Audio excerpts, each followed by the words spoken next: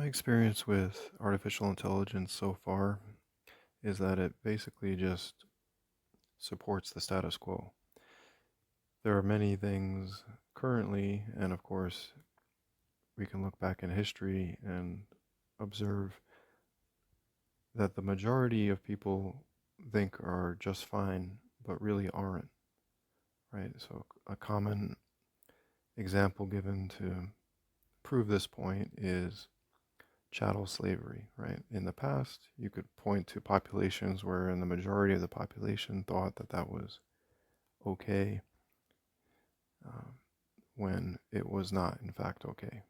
Many other examples can be given, and you don't actually even need examples to just recognize the irrationality of believing something is true and good just because a majority of people in a sample or in a population believe it to be true or good. That's not the basis of morality. That's not a good moral compass, right? Your understanding of right and wrong shouldn't be based on, well, what do most people think is correct in this scenario or in this context? What your moral compass should be is actually, is this abusive or not? Is this abusive or is it its opposite, which is loving action? Right? That's actually a clear, objective moral view rather than an erroneous one like appeal to popularity, which assumes that whatever is popular or whatever the majority believes is true and good is true and good. So, with that said, I'll continue this series wherein I asked an artificial intelligence computer named Leo a question about an issue where most people think it's legit, and unsurprisingly, the artificial intelligence reiterates that viewpoint, but it's helpful to analyze the response because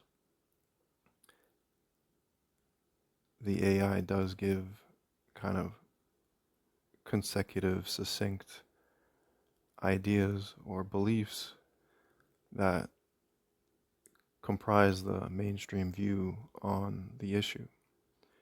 And because of that succinctness, we can analyze each point and decide for ourselves whether what's being communicated is actually true and good. So, the question that I asked Leo this time concerns the issue of gun control. So, gun control is basically the idea or the exercise of governments limiting access to firearms by the population, right? But what needs to just be recognized as a fact of the matter is that there's no gun control for the government themselves, right? They any weapon in the universe, right? They can have any number of weapons. That's not even talked about. It's not even, you know, pondered or contemplated in the issue of gun control. It's always, well, what should so-called ordinary people be allowed to have as far as weaponry goes? And it's just taken as a given, well, that a government can have any weapon whatsoever, right? They can have, outer space satellite lasers, they can have nuclear bombs, they can have, every rifle and tank and missile imaginable, right? That's just taken as a given. And so, the controlling of the guns is obviously one-sided. It's towards non-government employees. Just worth keeping that in mind as we move forward on this analysis here. So the question that I asked the AI was, why is it good for a government to have any weapon for defense, but not good for a citizen to have any weapon for defense? And this is the response I got from the AI named Leo. Quote, the role of a government in weapon possession often includes protecting its citizens and maintaining law and order. Authorized military and law enforcement personnel are trained to handle and de-escalate potentially dangerous situations, making their use of weapons more controlled. For citizens, while weapon ownership for self-defense is a constitutional right in some places, unregulated access can lead to accidents, escalation of violence, and misuse. Therefore, many governments implement strict regulations on civilian weapon possession to ensure public safety. End quote. And I think, again, as I stated with previous responses from Leo, I think most people would find the response reasonable. I think most people would agree with this response. That, however, does not mean that it's a good response. Again, just because something is perceived by the majority as being true and good doesn't necessarily mean it is so. And so in this talk, I'm going to analyze this response and try and give you a rational explanation of why, in fact, this seemingly perfectly good response is not actually perfectly good at all. So I'll start at the beginning. Leo said, the role of a government in weapon possession often includes protecting its citizens and maintaining law and order. So I found the word often here interesting. Leo isn't saying that it always includes protecting its citizens and maintaining law and order. So what other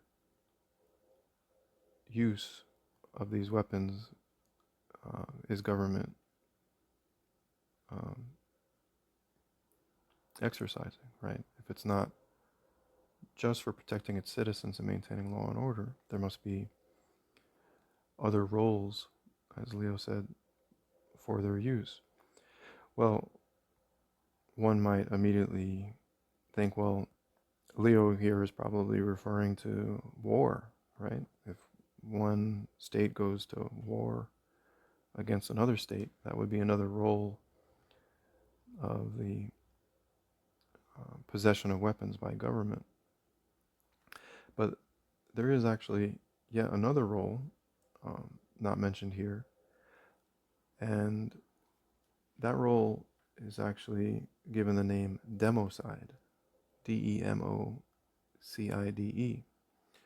And if you're not familiar with that term, that's understandable because it's not something usually taught in state schools or, brought up on mainstream media programming. But democide is when governments basically murder people that they're governing. Right? I hesitate to use the language often used, which is they murder their own people, as if the citizenry is their possession. But it's when a political power actually becomes violent towards their own population, so to speak, the population that they're governing, rather than some population external, some foreign population, some foreign state. So utilizing AI once again, I just did a quick search.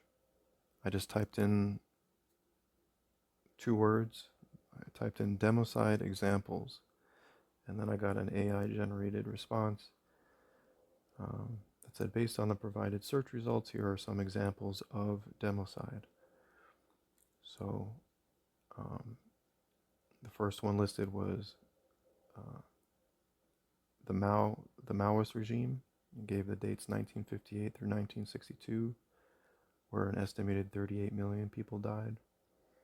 The next example given was Soviet Union, and an estimated 20 to 30 million people died due to political purges, forced labor camps, and famine under Stalin's regime, end quote.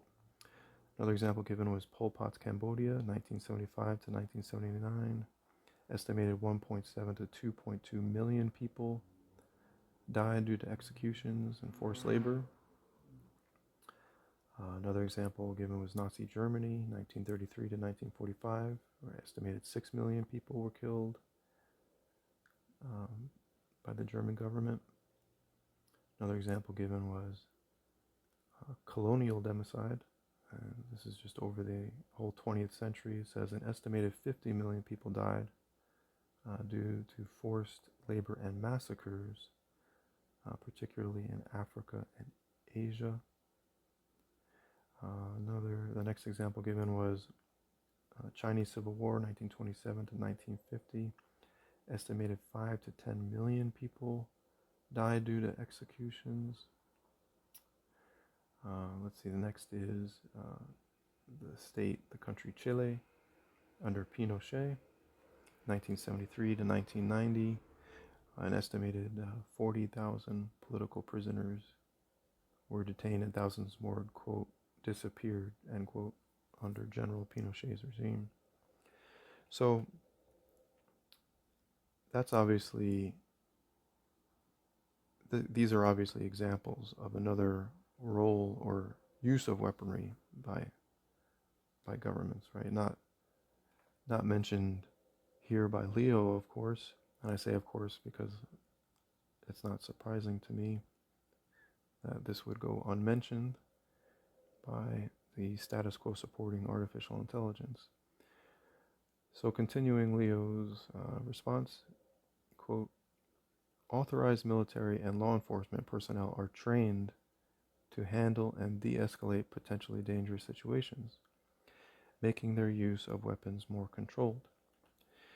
So there is certainly truth to the idea that law enforcement and military are trained concerning the use of the weaponry that they're utilizing, no doubt about it. And there's no doubt that this training is often very good training.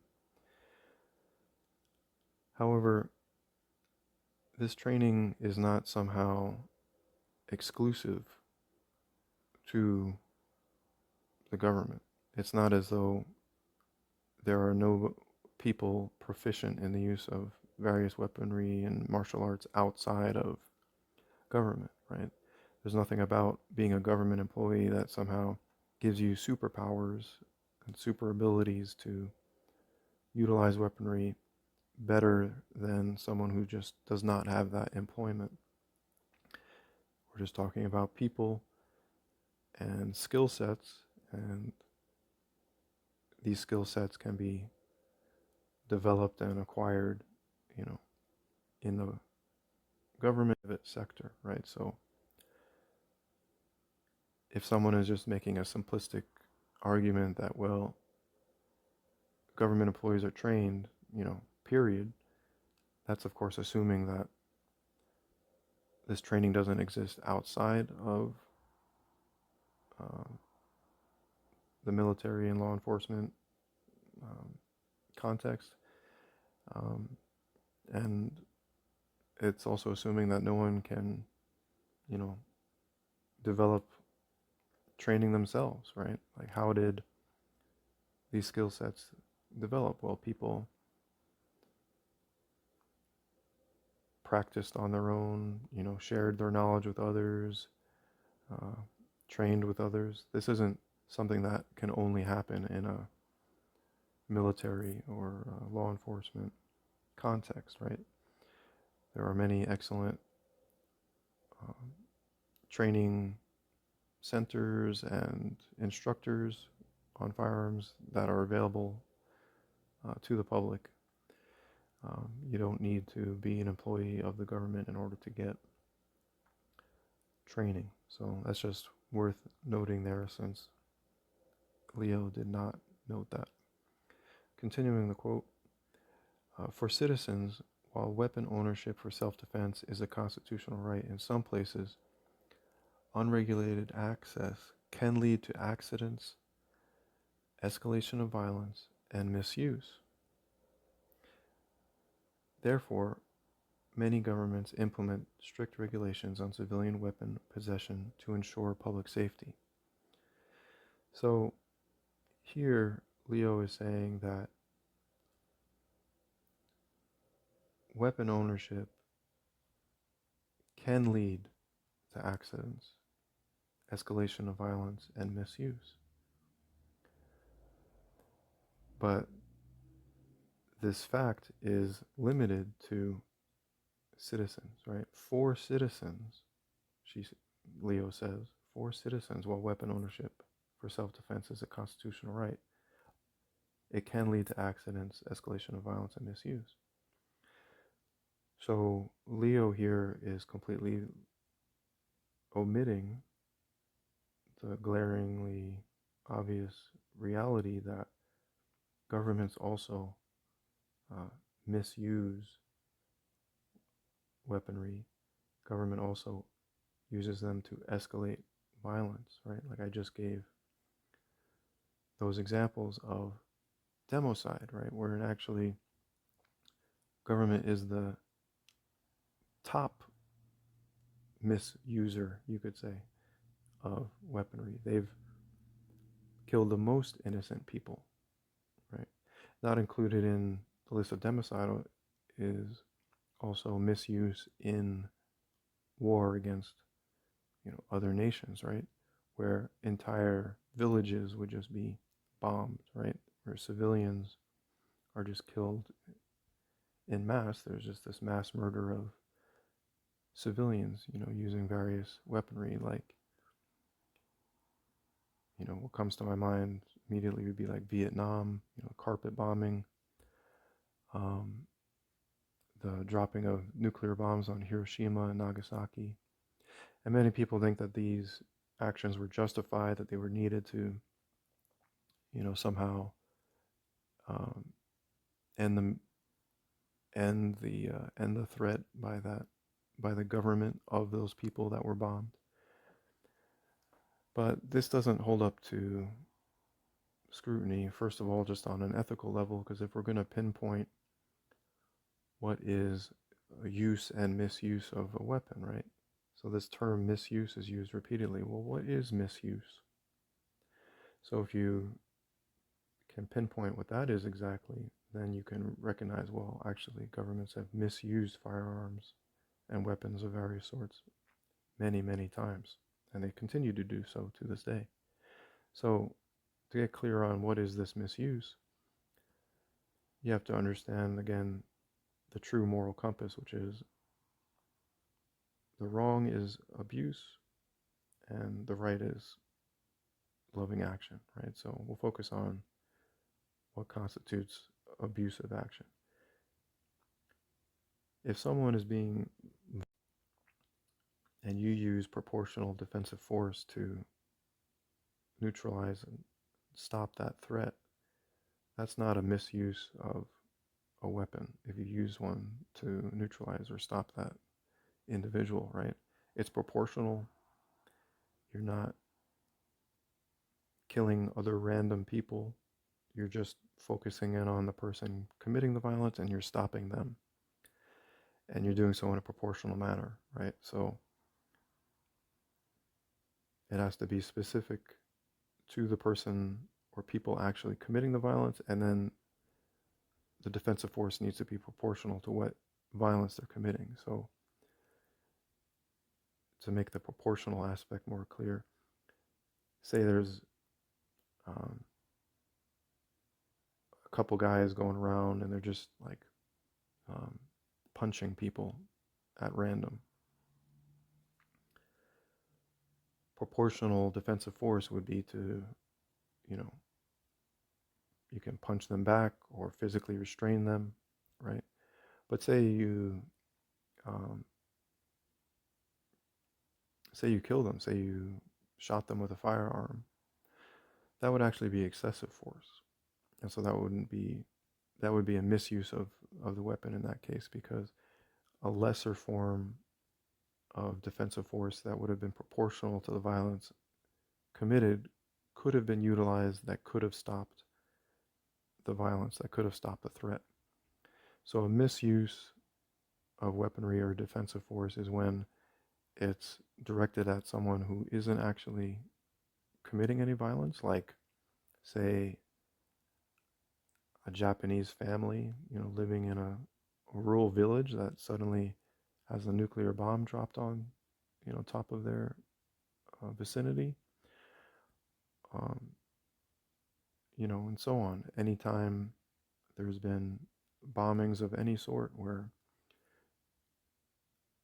huge numbers of civilians are killed, that's not a proper use of weaponry, because it's not directed at individuals that are actually committing the violence, and it's not proportional to the violence committed, right? That's what constitutes what is proper use or misuse. So Leo here is totally omitting all of the times that government misuses firearms as if it's a non-existent reality, right? And again, when you first heard Leo's response, I think most people would say, oh, that sounds reasonable. And the reason for that is because you're just given a one-sided perspective on the reality of violence and misuse of weaponry in the world, right? The mainstream news isn't telling you every day when a police officer misuses a firearm. They're not telling you every soldier that, wrongly killed a civilian. But if a citizen does any violent action with a firearm, that gets lots of attention, right? So it's completely one-sided. So you have to recognize that your worldview is skewed by basically a controlled media that portrays government as basically always the good guy, and it's just, regular people that constitute the bad guys. And this isn't just limited to news media, news reporting. It's also in entertainment, right? Where movies often, almost always portray, the government as being the good guys who utilize the weaponry correctly. And if there is, some bad political actor or whoever, it's, again, neutralized or remedied by, another government that ends up being the good guy, right? At the end of the day, it's the government that is the good guy, whether it's, an entire military that does some act of justice, or it's just an individual member of the government in some fashion, whether that's a soldier or some kind of government agent that saves the day. So you need to be aware of that one-sided propaganda, really, is what it is, that would skew your worldview to totally omit the reality of democide and misuse of firearms by governments in war. And it goes even beyond that, beyond those examples, because it's not just limited to those avenues of misuse. We also have like individual incidents, like, say, what happened in Waco, Texas, where, a community in this building, many women and children were all burned alive by the government, right? They weren't being aggressive towards anyone, but the government came in and burned them all alive, right? So there's other examples as well. Ruby Ridge, political assassinations of political activists or political protesters, um, you know, actors or scenarios wherein government agents actually gave weaponry to individuals that were then, basically let loose to commit some act of what you could call state-sponsored terrorism. So there's just many, many examples of misuse of weaponry. And now with modern technology, this expands to areas beyond just what we might call conventional weaponry, where they can utilize technology wherein it's not even very clear what caused the person to die or what caused the event to occur, like, say, a fire. I have a whole playlist titled Maui Truth that you might find of interest that investigates, possibilities along these lines. But again, the main point here being is just that it's blatantly false to say that governments don't misuse weaponry, and to paint it as just a problem with the citizenry or so-called ordinary people is false. And this idea that the civilian population is safer when governments have a monopoly on the ownership of weaponry doesn't hold up to scrutiny on a historical level, right? Because we see oftentimes that these acts of democide and genocide occurred after the people were disarmed, right? Which just makes sense on a, you could say, practical or pragmatic level, right? If these people in positions of power wanted to do mass harm, the first thing they'd want to do is disarm the population so that they couldn't defend themselves, so that they couldn't resist or harm the people in positions of power, right, or the military at their disposal, right? So this idea that disarming populations, when governments disarm populations, that's increasing public safety, that's just false historically, but it also would make sense that it's false even if we didn't have this history to reference, because of the psychological effect of knowing that you have this power over others, right? When you have all the weapons and the other people don't have any, that has a corrupting influence on some people's minds, and it sort of instigates or encourages them to increase their abuse of control. So the problem of power corrupting and there being a total imbalance in weapon ownership being a prime example of an imbalance in power. It really is. We could point to the fundamental imbalance in power in society would be an imbalance in weapon ownership. So I think I'll conclude by just also reminding folks that there is truth to the saying, an armed society is a polite society, right?